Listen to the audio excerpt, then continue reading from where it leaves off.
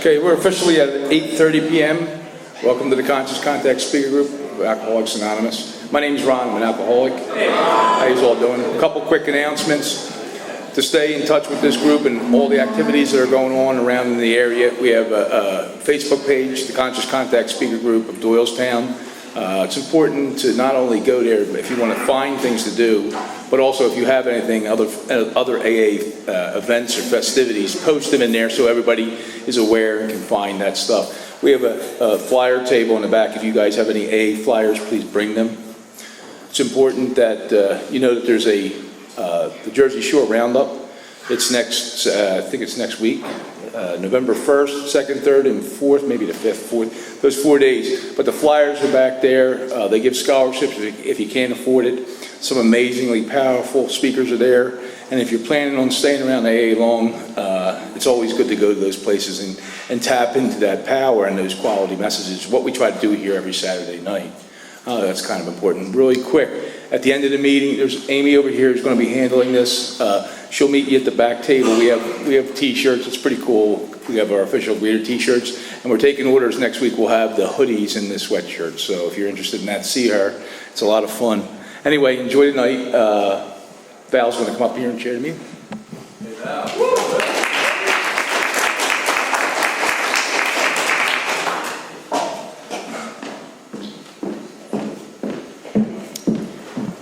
Good evening, everyone. Welcome to the Conscious Contact Speaker Group of Alcoholics Anonymous. My name is Val, and I'm an alcoholic.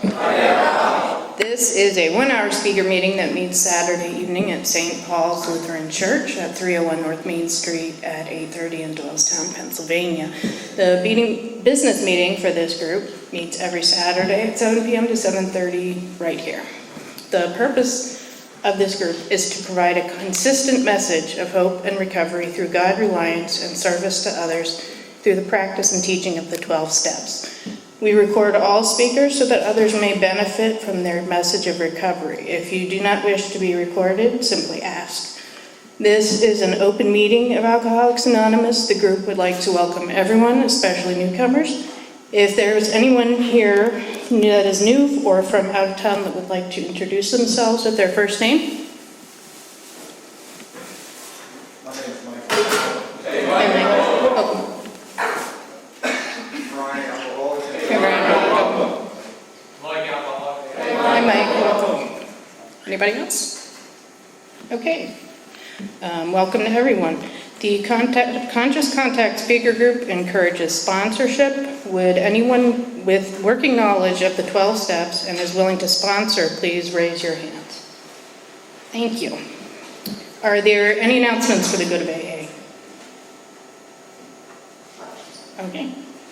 We have meeting lists and big books on easy terms. Please see me or any home group member after the meeting. If you cannot afford a big book, Conscious Contact Speaker Group will give you one at no charge. Anyone willing to make donations for the purchase of big books and CDs to help those who can't afford them, you can put donations in the jar on the table marked big book and CD donations. That's in the back of the room.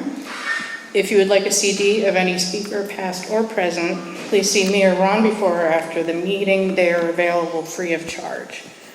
And now I would like to introduce Amy, who will read the preamble. Thank you.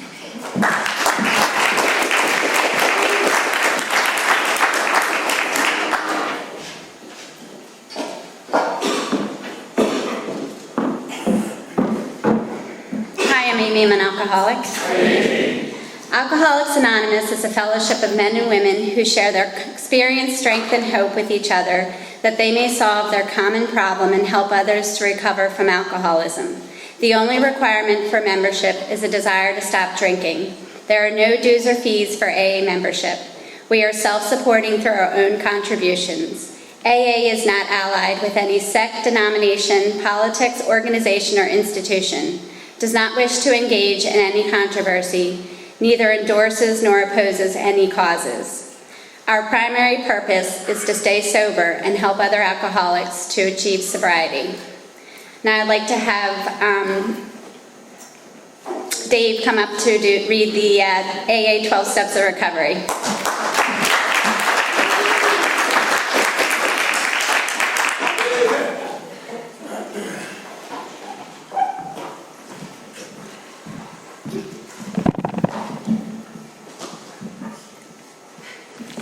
Alcoholic Promise Dave. 12 steps of recovery. We admitted we were powerless over alcohol, that our lives had become unmanageable. 2, came to believe that a power greater than ourselves could restore us to sanity. 3, made a decision to turn our will and our lives over to the care of God as we understood Him. 4, made a searching and fearless moral inventory of ourselves. 5, admitted to God, to ourselves, and to another human being the exact nature of our wrongs. 6, we're entirely ready to have God remove all these defects of character. 7, humbly asked Him to remove our shortcomings. 8, made a list of all persons we had harmed and became willing to make amends to them all. 9, made direct amends to such people wherever possible, except when to do so would injure them or others. 10, continued to take personal inventory, and when we were wrong, promptly admitted it. 11, sought through prayer and meditation to improve our conscious contact with God as we understood Him, praying only for knowledge of His will for us and the power to carry that out. 12, having had a spiritual awakening as a result of these steps, we tried to carry this message to alcoholics and to practice these principles in all our affairs. Now I ask Valerie to come back up.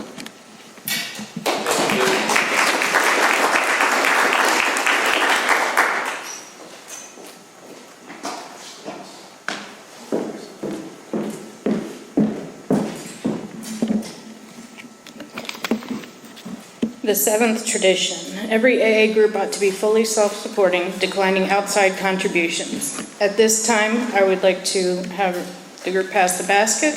We have no dues or fees, but we have expenses. This group provides many services, and your donations cover rent, big books, CDs, events, and workshops. There is absolutely no smoking on church property. If I could ask everyone to please make sure your cell phone is off or on silent, and limit movement during the meeting to avoid distractions. Now I would like to introduce our speaker, who is on loan to us from tonight from their home group, the Elm City Speakers Group of New Haven, Connecticut. Please help me give a very warm welcome to a very good friend of the group, Leslie D.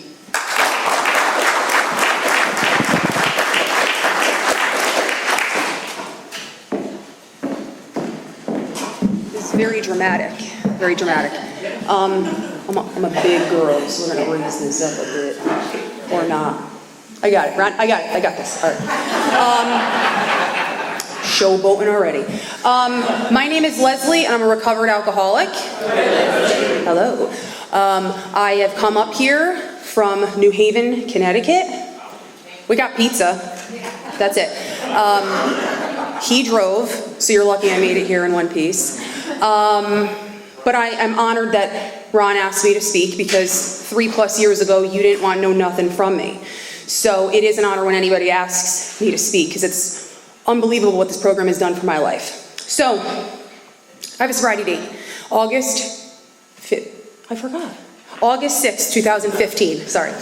So I celebrated 3 years. My home group is the Elm City Speaker Group, and my husband and I and a few others, we started it a few years ago, and it's a 1-hour speaker group just like this, and for the hour the speaker speaks about the solution, which we don't get a lot where I'm from.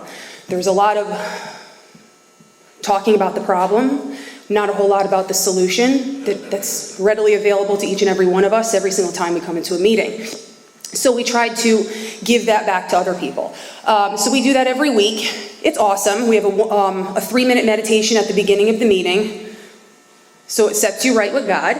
And I make the coffee, and it's on point. So if you're ever in the New Haven area, come show us some love. All right, so you know the drill. What it was like, what happened, what my life is like today. So I want to first start off by saying I never wanted to be here. I didn't want to be like you. I was hoping that I just had like a thing and I could put it behind me and I could just move on with my life. So my first experience with coming, first of all, this sound system is amazing. I have to tell you that. Okay. So it's like reverberating back towards me. Like, okay. So I came to these meetings probably 10 years ago. I had gotten caught by my parents. My story does involve drugs as well, but I will stick to alcohol as best I can. I came to these meetings because I got caught like we do, and they didn't know what to do with me. So they said, why don't you go to one of those meetings? So I went to a different fellowship, and I sat in these meetings. I was not sober. I did not want what you had. I thought you were losers. I'm sorry. But I did. I didn't see any hope in the rooms that I was going to. I did not see any hope. I saw a bunch of people who dragged their ass to a meeting because they had to do it, and if they didn't do it, they wouldn't stay sober. And to me, that was torture. But I didn't really have any choices at the time. I lived with my parents. I dwelled in the basement like the classy chick that I am, and they were putting the screws to me, like, you know, you got to do something. So I would go to these meetings, and like I said, I wasn't looking for sobriety. I was looking for you to give me like those slogans so I could go home and tell my non-alcoholic parents one day at a time. No, I can't give up smoking the first year, I might relapse. Like all those things that I was told. I did not, however, listen to the advice of don't enter into a relationship the first year, because we all need a man. So I was in the rooms and I was looking for either a new connect or a husband. I mean, why else would you come here? Their coffee was like real stank. So I would come to this meeting every single week, and I would see this gentleman right here. He had long, flowing, really tight, almost like, was it Johnny Damon? Who's the one? Well, there was a guy on the Yankees, and he had real tight curls, and he would roll in and have a hat on. I'm like, what? And now I am like 100% alcoholic. I'm in the throes of my addiction. I think I look great as always, but I don't. And I'm showing up to these meetings and I'm not sober, but I'm just trying to pass the time and give my parents the impression that things are getting different. So I would go to these meetings and they would talk about how awful life was. They would talk about how they barely got through the day. Barely got through the day, dragged themselves to this meeting, and they got their rent due, and it was just a dumping ground. So I kind of just sat on my phone most of the time. So he was there and caught my attention, and he had the best pickup line you've ever heard. You want to hear it? Okay. He will tell you to this day, 10 years later, he really thought I was a different person. But we're sitting near each other in the crowd, and he says, hey, where's your dog? I've never owned a dog. So I said, what? Your dog. I go, I don't know what you're talking about. He goes, oh, I thought you were somebody else. What's up? That was it. Snagged me. Okay. He will still tell you after the meeting, I thought you were this other chick that came in with a dog. There was no other chick. So needless to say, that's where our relationship blossomed. So, ladies, he's all mine. So, it only got better, trust me. So, that was where our love story started. I'll come back to that. So, I didn't get to these rooms because my parents are alcoholics. I didn't get to these rooms because, like I said, I wanted to come. I came to these rooms being forced, and my childhood was normal. I don't have any trauma that a lot of people have that you can identify with or say, I can understand why you did A, B, and C. My parents are still together. Middle-class family, on the shoreline, nothing different about my upbringing. But my alcoholism, knowing now what it is, I could see clearly growing up, it flaring its ugly head. I can see the character defects, I can see how unmanageable I was as a child. I was an only child for 10 years, so I was lonely. That's one of our maladies. Like, we feel like nobody is near us when we are filled with a room of people. So I didn't have a brother or sister. And I really thought that if I had a brother or sister, that loneliness would go away. So it was the first time I can remember at like 9 or 10, thinking that if I had this thing, if I had a sibling, I wouldn't feel that feeling of loneliness. And it was so real, you know, I'd go to school all day, I'd come home, and I didn't have anybody to play with, and, you know, okay, I'm such a sad child. So, I mean, they gave me everything I could possibly want, but this is what, you know, I really wanted. So my mom, at almost 40, comes home and says that she's gonna bestow me, the chosen one, with a brother or sister. So, here it is. She's born, and the feeling goes away. I have a brother, I mean, I have a sister, and, I had purpose. At 10 years old, I had purpose. I was changing her, I was watching her, like, it made me feel good. And then she was just another person in the house crapping her pants, and the new baby smell had worn off. And I remember it came back, and I couldn't identify with it then, but I knew that, like, I was always looking for something. I was either eating way too much, like binging. I was always looking for something like with money, like a new outfit, a new something to give me that thrill. Eventually it led to boys.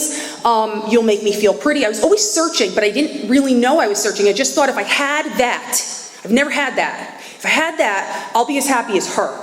She looks real happy because she has that. So if I have that, therefore, and it didn't work like that. Those things would wear off. I'd go back to that feeling and I would search. And so eventually, I came upon alcohol. And the first time I tried it wasn't mind-blowing. Some people have that life-altering, moment.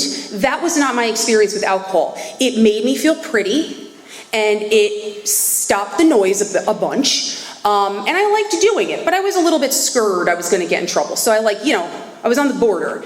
And then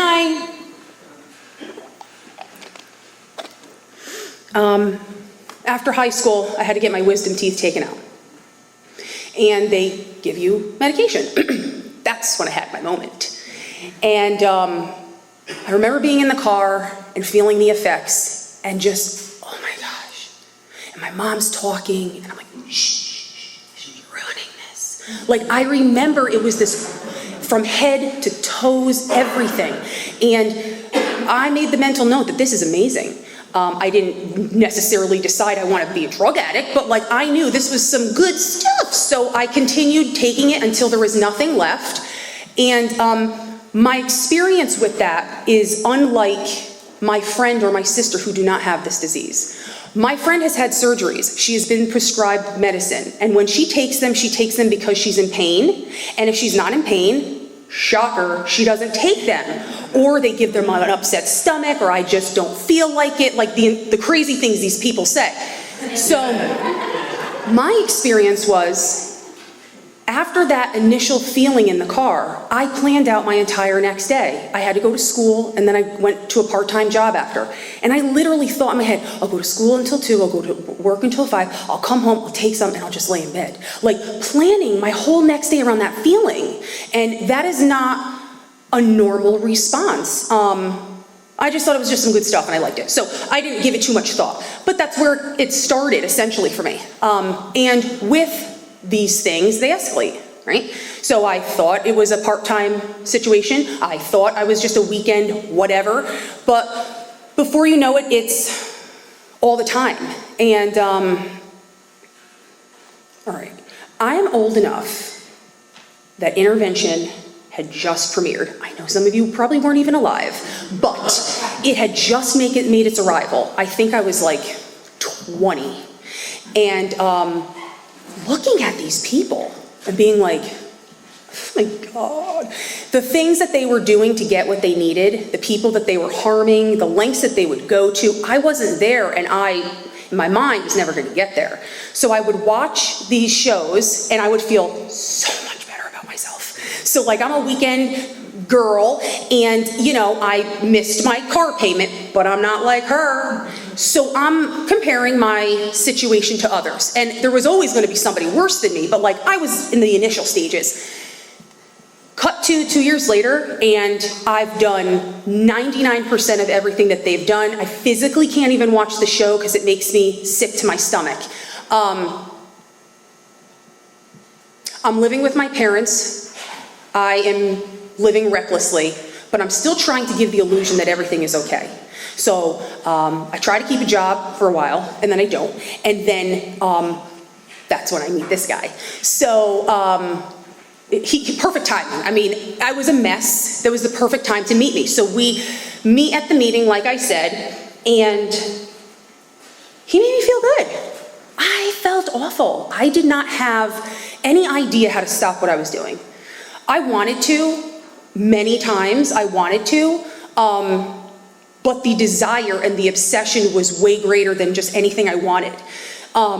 So I would make those bargains with myself, like, just don't do it for a week. You won't do it for a week, you won't feel anything after a week, you'll be good to go for the rest of your life. And like, it just wouldn't work out that way. I could make it, and then the thought would come in and it just wouldn't leave until I did it. So I was starting to get a feeling that something was different than just like, I was a part-time drug addict, part-time alcoholic. So I'm going to this meeting, and he picks me up with that sweet dog line. And we, like we do in these rooms, move lightning fast. So they're like, don't get into a relationship. I'm like, check. So he was like, you should move in. It's been 2 weeks, totally move in. We're meant for each other. Couldn't agree more. So my family was like, she's your problem. Please get her out of here. Like my sister was like, you don't want these clothes? You don't want these clothes? Just go, just go. They wanted me gone. Like I was stealing from everybody. I couldn't be trusted. It was enough. So I move in with him, and he's dry. He says he's sober, but he's dry, and I'm not. So I'm going to the meetings, and I'm picking up my newcomer keychain, and I'm accepting your applause, because look at what a great job I'm doing, guys. But I'm not. I'm living a lie. So, like I said, we move lightning fast. So I move in with him, and we discover that I'm pregnant. Now, this is the part of my story that I wish I could steer it in a better direction, but that's not the truth. I was using for years, tried to stop many times, couldn't. And I really, really honestly thought that if something big enough happened in my life, I would make the mental decision and stick with it of never turning to drugs or alcohol again. And this was that moment. I wanted to be a mom my entire life. I picked out her name before I was even pregnant. And this is it. And nobody knows that I'm still using, and I keep doing what I'm doing. And I don't know what to do. I don't know who to tell. I'm afraid of everything. I'm living in constant fear. And I'm 6 months pregnant now. And it comes out. Like it does, it comes out. And my whole family found out, and it was embarrassing and shameful and sad and the whole thing. And I had to be put on a maintenance program. And like, I always feel the need to like interject, like I wasn't raised like that. But is anybody? I mean, nobody's really raised like that. This was new to my family, but nobody expects that. So I'm going to this maintenance program, and I really thought that this is what I needed. I thought that I needed medical intervention. I thought things just got too out of hand, and I needed a doctor, and now we can put this behind us. So she was born, and she was born addicted, and if you've never seen anything like it, you should hope that you never do. It's a very traumatic thing to witness, and I thought it scared me straight, dude. Like, I really thought that seeing that scaring me and like having my insides crawl from seeing what she was going through because of me, that would be the stop factor if the thought ever came up. So I go home, and I'm a mom, and this is what I wanted. So, needless to say, in the meantime, homeboy, he no like either sober. So every fall and winter he'd go, it's getting dark out, I like the crack. And so he would go, and he would essentially be gone for the fall and the winter. And I would be home holding it down, essentially. No, I wasn't really, but. So, I'm home with a newborn, and he's out, and I feel like I'm moving past this. And then eventually I get pregnant again, and I go off the maintenance program because that was my goal, and I was happy about it. And there was no problems with her, but I will take a moment here to tell you some information. So I don't know if you know this, but when you're pregnant, they monitor how much weight you gain.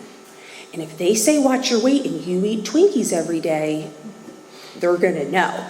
So I'm steadily getting bigger, and I'm 300. No joke. I had to like go on the weight, the scale that you have to roll on. So they're like, are you like really watching what you're eating? Totally. Salads all day. Dip it into my purse, Snickers. So because of that, I developed the diabetes. And that's always fun. So she came 6 weeks early. 9 pounds, 12 ounces, what? Did you hear me correctly? I said 6 weeks early, not even like a full turkey yet, and she was 9 pounds, 12 ounces. Like the biggest preemie on record at Yale. Look it up. So, she'll be my claim to fame one day. So, she's born early in the hospital, and me and him have this revelation. Not from God, from us. You know what? Drinking was never our problem. You like crack, I like pills. Drinking is fine. So we make that decision in that moment. We're gonna be alcoholics now. So we, instead of going to the hospital and sitting with your child, right? Maybe staying the night. I don't know. With my first child, I didn't leave her side for 2 weeks. Slept on a cot. This child, the minute he co-signed what had been going through my mind of like, oh, this feeling, I didn't know what it was. I didn't understand why I felt so uncomfortable in my skin. He makes the thought process formulate of we should drink, and instantly my heart's pounding. She'll be fine at the hospital. She's with the people she needs to be with. She's safe where she is. Like I'm already like checked out as a mom. Immediately. So we check on her. We're like, you're great. And then we go down the street and we get margaritas. And they tasted so good because I hadn't had them in a really long time. And it literally only took him 2 weeks to graduate from that to what he does best. So, and he's fun.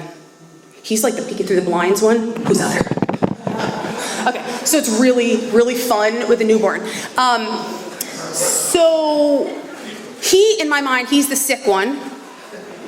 Because I'm not going back to what I know. I know there's too many risks involved in that arena. I'm going to stay classy and I'm going to drink the wine. But I'm not telling anybody that I'm locking my kids in the room for hours to go next door to get liquor, to sit outside, drink the liquor, and smoke cigarettes, because you can't possibly expect me to watch 2 kids while smoking Newports. That's not right. So I would lock them in their room. So in my mind, I'm just drinking. I'm only drinking. I'm not doing what I used to do. And it only took a little while before the drinking wasn't enough. And they would tell me that at those meetings I would go to, and I'd be like, that's for you. That doesn't apply to me. So that's what happened. I graduated, and I went to the doctor, and I doctor shopped, and I steered clear of what I got to trouble before, and I went to other stuff. A little roller coaster situation I got going on.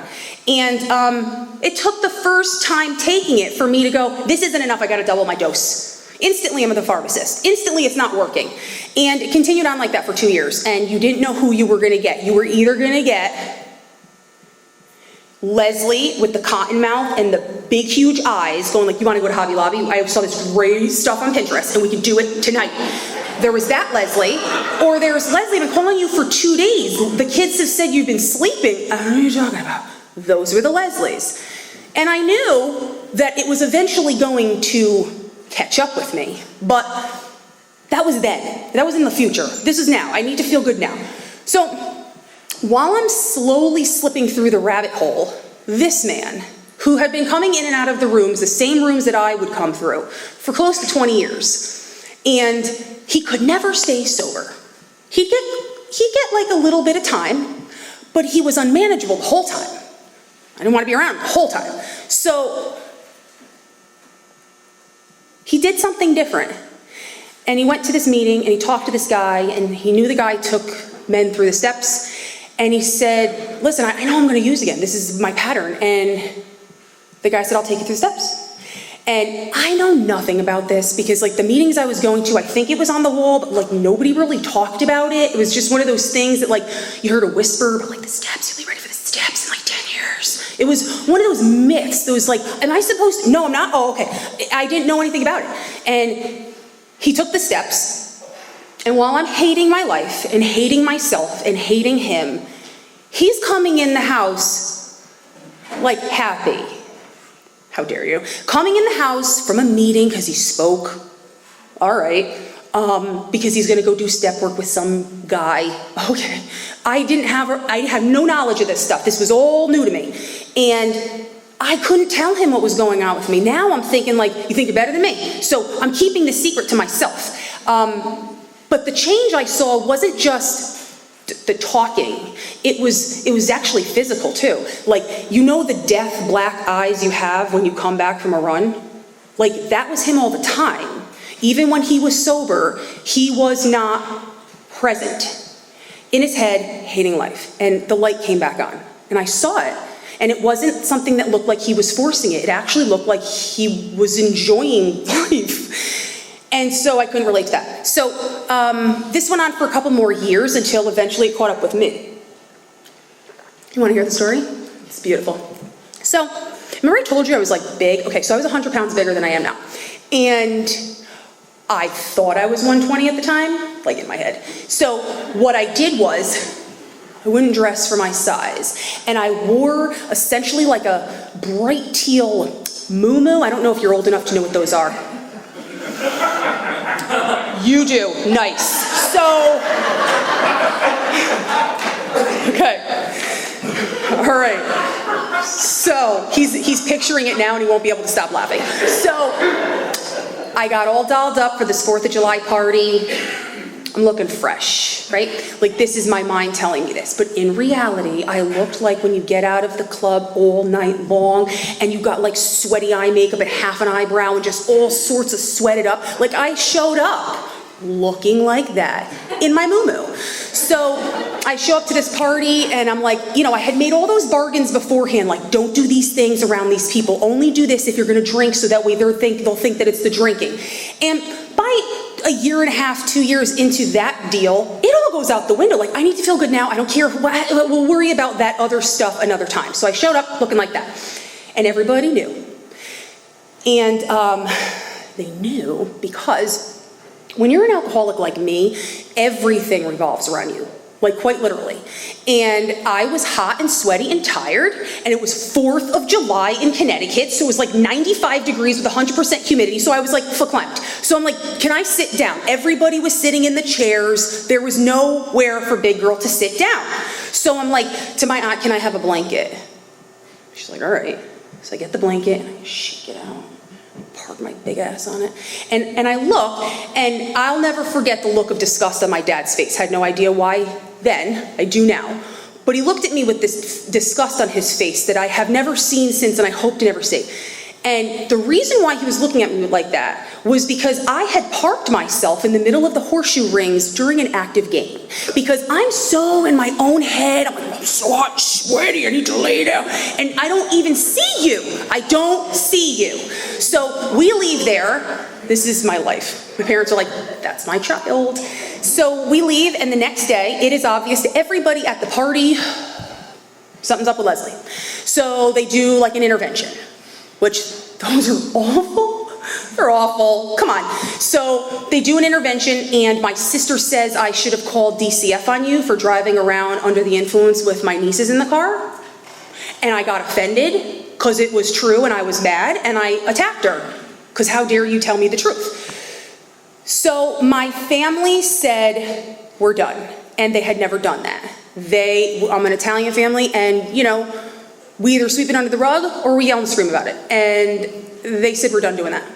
So my whole family said, we'll see your children through Paul. Paul says, why are you leaving her with me? All right. So he goes, I don't even want you here, but I'll let you stay here because of the kids, as long as you get a sponsor and you take the 12 steps. Now, I didn't know anything about that before he had done them, so I had some sort of idea of what that entailed, and I just wanted everybody to stop being mad at me. Like, can I just go back to my normal life? Can we get over this? Let's fast forward to like a month from now, you're not so mad, and like, maybe I could just kind of do what I was doing again, or on a smaller level. So, I get a sponsor, and he meets with me, and he relates to me, and I wanted what he had. I did. I just didn't know how to get it, and he had it for so long that, you know, I knew something was to it, but like, I'm different than you. Like, I use when there is a child growing inside of me. Like, I'm a different type of alcoholic. Like, I drink when I'm pregnant. Like, that's who I become. So I was convincing myself that I'm somehow worse than everybody else. So he sits with me and he relates to me and we start the steps, and I wanted so badly what he had. And he explained to me that this is a 3-part disease. I just thought I had a problem with drugs and alcohol. Like, that's why we all come to meetings, right? Like, you just can't stop. You know, just don't pick up no matter what. Like, I just thought that, like, that was my problem, when if we could just address that, I'll be fine, I don't have to go to meetings. And he said, you know, not only does your body react differently when you put something into it versus your mother, once you put it into your body, your mind does not stop going again and again and again about more and more and more. Like, do you see that now? Do you see whenever you would put it into your body, you wouldn't stop until you met your needs? Okay. And he said, that's never gonna end. You put it in your body, same reaction. And you could not put it in your body, and you can be abstinent, and that obsession can come. How are you gonna combat that? I don't know, 90 meetings in 90 days, that's what they tell me. But he said, no, this is a spiritual malady. We can't solve a spiritual problem if we don't have a spiritual solution. I'm like, gotcha, okay. So, like, I knew spiritual people were, like, in my mind, they were cool. Like, they had something, right, that I didn't have, but I didn't really buy it, okay? I'm gonna be 100%. I didn't really buy it. So, I didn't ever have a relationship with anything greater than myself, so it was hard for me to get that. And so a month into step work, I relapsed. And I was doing nothing in that month. I met with him. I wasn't doing anything in my spare time. He said, pray to a God you may not believe is there. And call me and reach out to other women. When you go to a meeting, give your number out. Bro, listen, I don't talk to people. Like, I look at them and I watch them, but I don't go up to strangers. He wanted me to do these things that were extremely uncomfortable to me. And I thought that that's where it ended. Like, if I'm uncomfortable, we don't do it. But that was my entire life. Every single thing that made me feel uncomfortable, every single thing that gave me fear, hesitation, the possibility I'm gonna get shafted, the possibility I'm gonna be embarrassed, I'm not doing it. I'll pretend I didn't want to do it in the first place. So I got a huge ego, and that's why. So,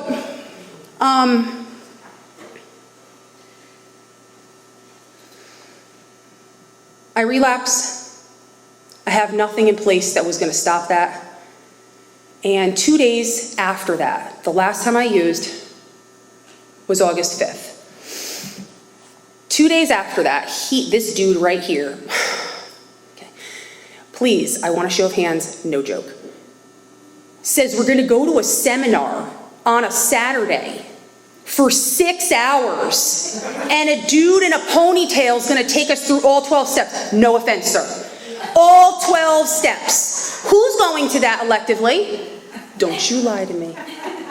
Okay? So I have no car, I have no family, I have no money, I have no friends. I don't have an option. If I had an option, even a small one, I would have taken it, okay? I didn't want to do that. You say get sober, like, I don't want to change all that stuff. I don't want to, like, get new friends and, like, do all that stuff. So I didn't have an option. And I went. And part of the 12 steps is prayer and meditation. I had never really tried to do that. I just thought this spirituality was going to come to me, bless me, for doing nothing, doing absolutely no work. It was just going to hit me. I was going to be saved and everything was going to be great, but that's not how it works. So I go to this thing and I am the most hopeless I think I've ever felt. Not when I was at that methadone clinic, not when I was in that hospital bed with my child inside me and they're telling me all these things that can go wrong. None of those things made me feel as hopeless as that Saturday with this guy, because I knew I had nowhere else to go. Like, this is it?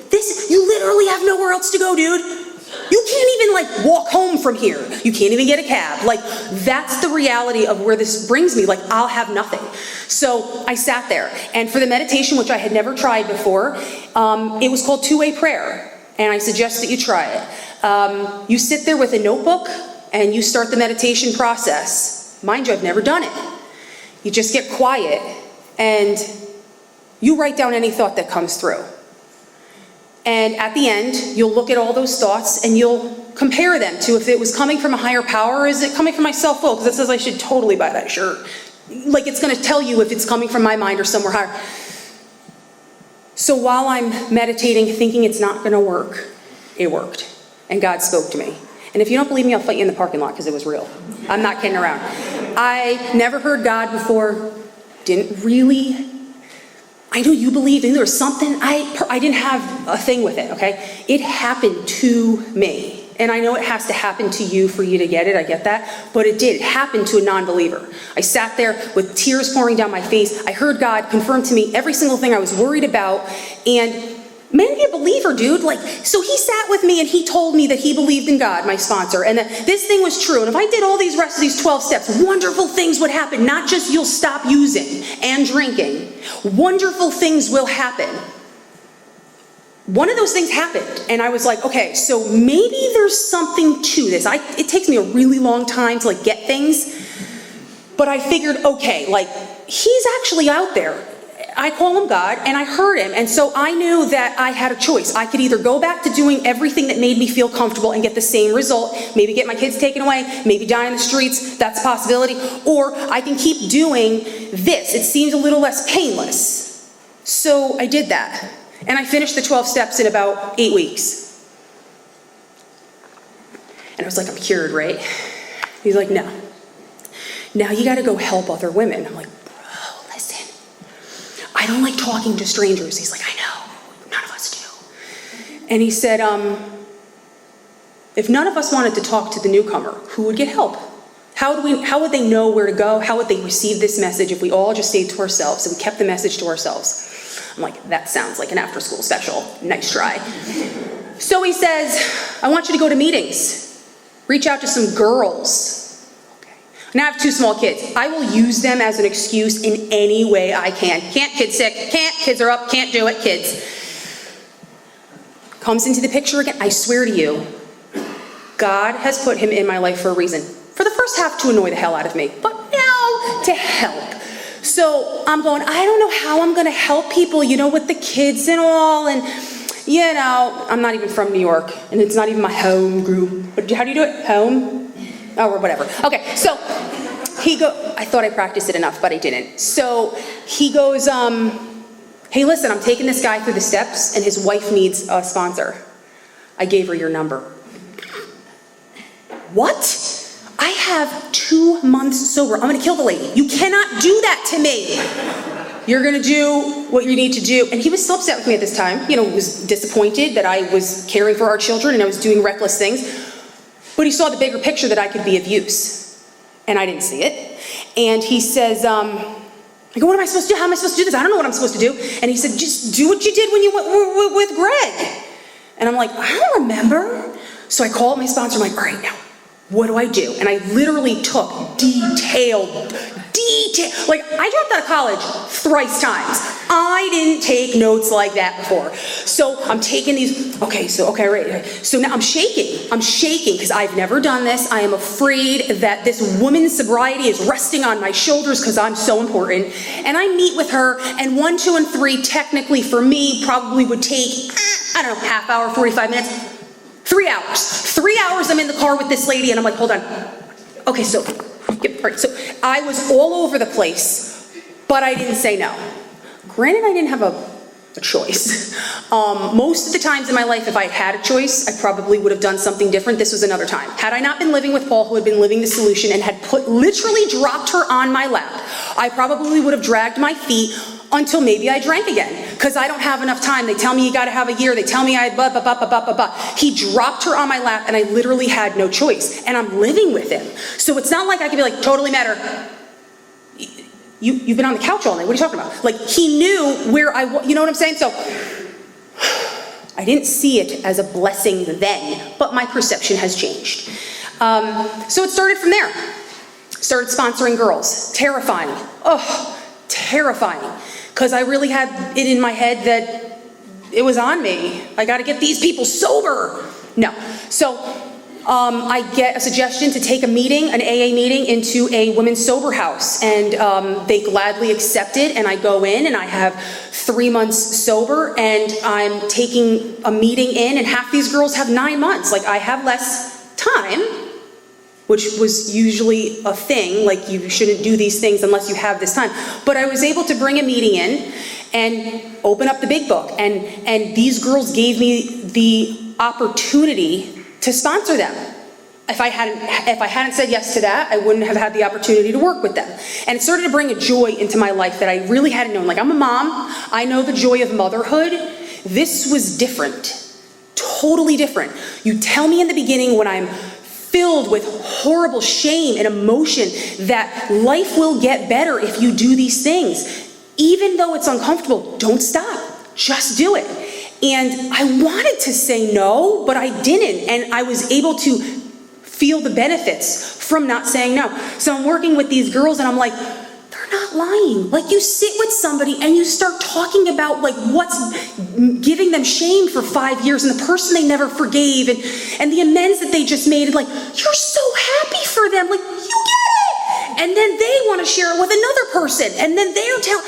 So it's this domino effect, and you start to feel this, wow, they might have been onto something in the 30s. So I take the meeting in there for a couple of years, and well, for the first, couple of months, and I had not made my amends, and I was dragging my feet on that as well. And my sponsor finally said, "Are you just scared?" Bro, I'm not scared. I'm scared of nothing. Like, I am so tough. And he's like, all right. So I had destroyed my family, essentially. I was robbing from my grandparents. My grandmother was going through chemotherapy. I was bringing her to the doctor. I was bringing her to get her wigs, altered at the hair salon. And then I'd bring her home and I'd go upstairs and I'd steal from her on her limited income. And, because that's how classy I get.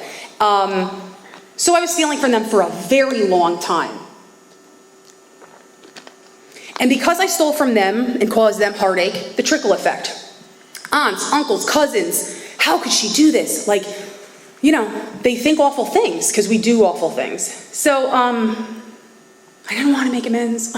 So scary. They didn't want to talk to me. Nobody talked to me. It's not like they were in my life and I could just hey, let's grab coffee and then we could just, shoot the shit. Like, they weren't talking to me. They wanted nothing to do with me. So I had to physically call up family members who I used to be able to just walk in their house unannounced and be like, hey, do you think that you could sit down with me? I'd love to have a conversation with you. And one by one, they okayed it. And I'd go into their house as a guest, and I would make amends to them, and I'd ask them if there's anything that I could do, and they weren't ready to welcome me back 100%, and I couldn't have asked for anything more. They at least sat down with me and were able to hear me.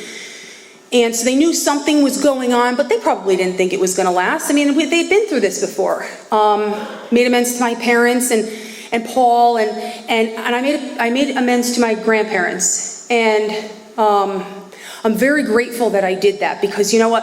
When you owe somebody money, lots of money, and you don't have the money because you don't have a job or something, like, you can get caught up in the fear of, can't make the amends because I don't have the money.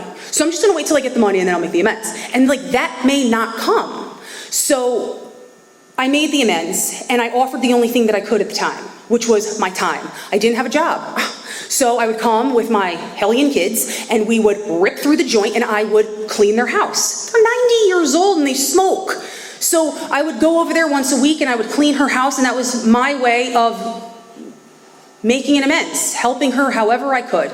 And a few months later, she got put into hospice and I was able to get the call and answer the call and not be drunk. And I was able to show up because I wasn't drunk.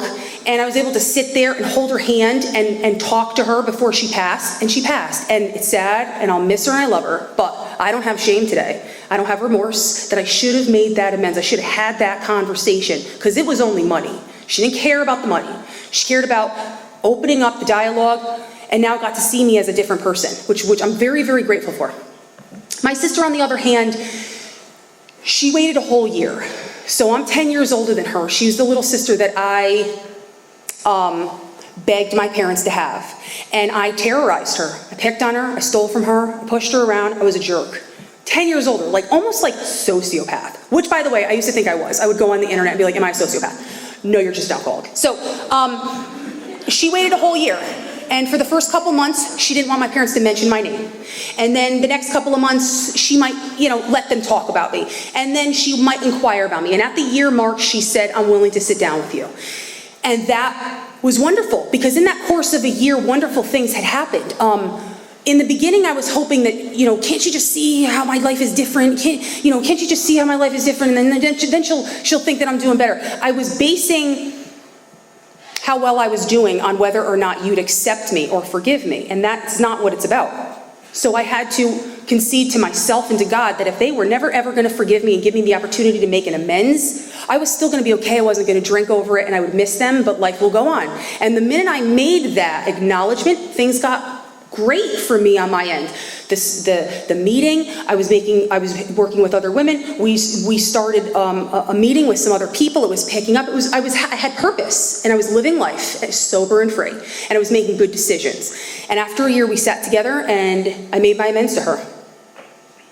And it was wonderful because I wasn't just trying to put a Band-Aid on it or go back to where we were. I never want to go back there. I always thought, like, well, can't we just go back to the way, like, no, I was pretty awful. Like, you couldn't trust a thing I said. When you were talking to me about what was going on in your life, I wasn't listening to you. I was just waiting to say what I had to say because my story is so much better and funnier than yours. So I was not really that good on my end of the relationship. I wasn't living up to it. So I don't want to go back there. So it gave me the opportunity to, set forth a new relationship. And she once again said, I want to start slow. Let's court each other. Let's take it slow. I'll check in with you, see how you're doing. Because she still was scared. And I said, absolutely. So a couple months later, slow means I don't push you. I don't expect you to be at a place that you are not. I heard this really good saying once. This guy goes into a hardware store and he starts banging on the counter and he says, I want my milk. Give me my milk. And the lady's like, sir, this is a hardware store. We don't sell milk. And in that moment, I got that. Like, I expect people to be where they're not at. They physically don't even have it in them. They mentally are not capable. And I am angry because you're not there. And I started to have to address that part of me. So a couple months after I made the amends to her, we had a slow relationship and it was great. You call me, I sit and I listen. Imagine that. I'm not trying to beat you to the punch or talk about my day faster. So a couple months later, her boyfriend breaks up with her. Good riddance. She's got a better one now. But anyway, so he breaks up with her. And who does she call? Not her friends, me. Like, I was like nervous, like it was like a date. Like I don't want to say anything wrong. I don't want to okay. She comes over, she's crying.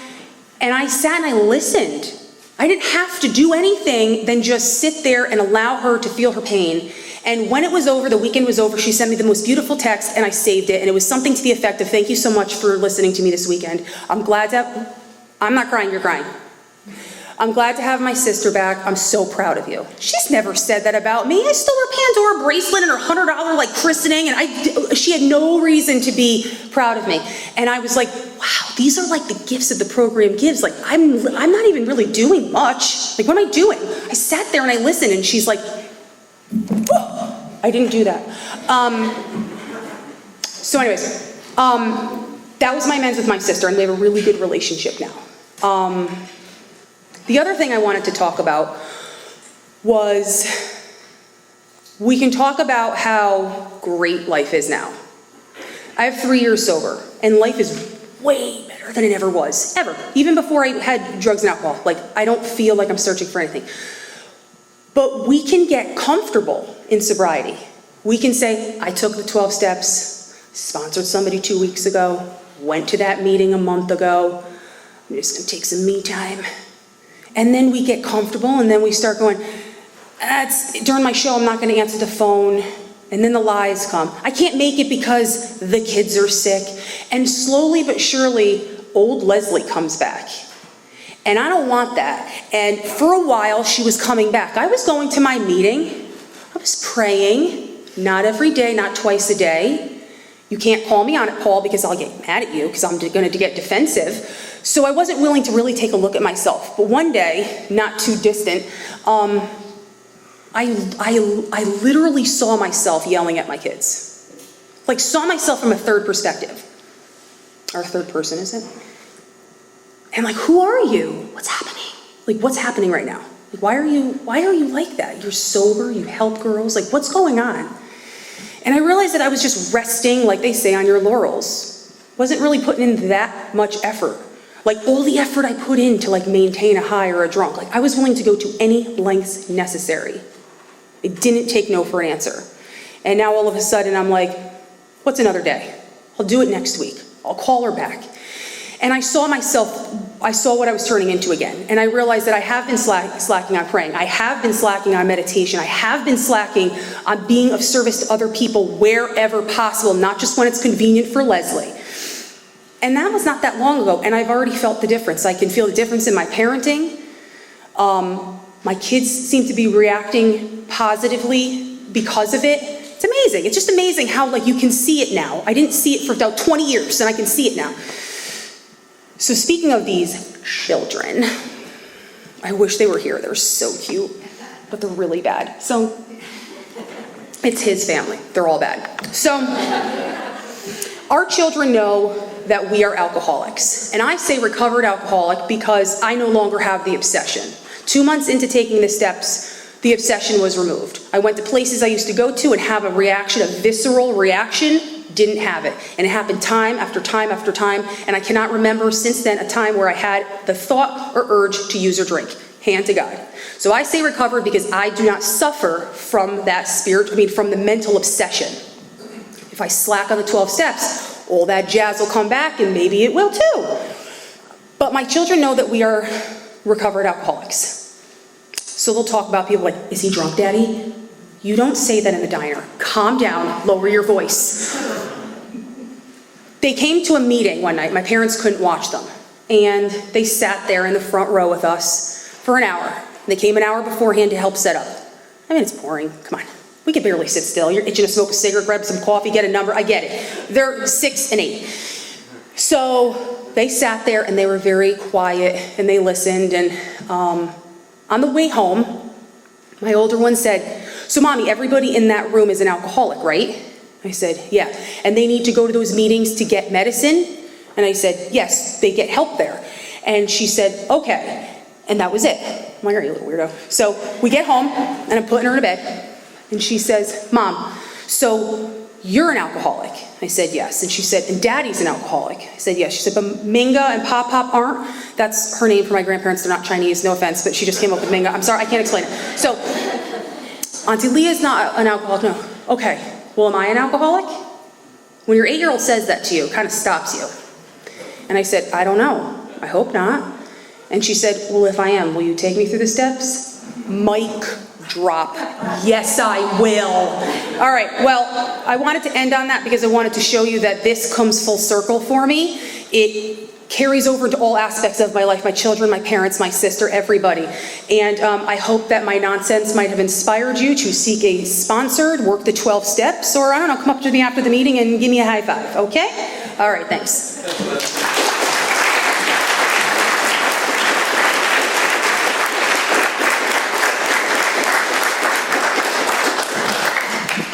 Let's thank Leslie one more time.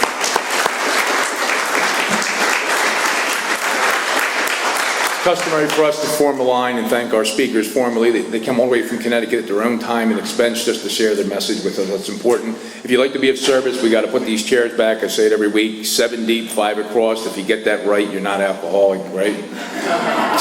Ton of food to eat.